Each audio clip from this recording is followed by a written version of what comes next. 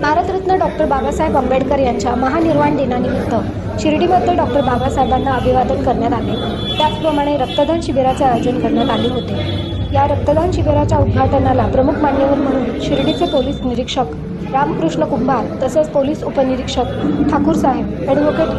अविनाश कैलासराव शेजवळ, नगरसेवक नितीन भाऊ शेजवळ, साईबाबा सुपर हॉस्पिटलचे वैद्यकीय अधीक्षक प्रीतम वडगावे सर, अलकाताई शेजवळ, ॲडव्होकेट अनिल सयाजी शेजवळ, राहुल भडांगे, निलेश धीवर, रवी राजेंद्र शिंदे,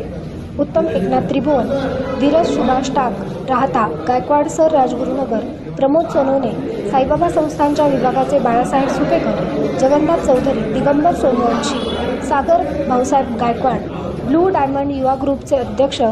रवी भाऊ शेजवळ, किरण बोरुडे, अनिकेत पलगडमल, भास्कर वाघ, अतिश बाळू शेजवळ, संकेत बाबासाहेब शेजवळ, अमर नंदू लोंढे, प्रवीण भाऊ आल्हाड,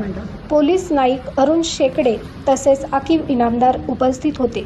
या रक्तदान शिबिरामध्ये अनेक जणांनी रक्तदान केले। यावेळी अनेक मान्यवरांनी रक्तदान हे श्रेष्ठ दान असून रक्तदानामुळे दुसऱ्याला जीवनदान मिळते, त्यामुळे रक्तदान किती महत्त्वाचे आहे हे अनेकांनी आपल्या मनोगतातून व्यक्त केले।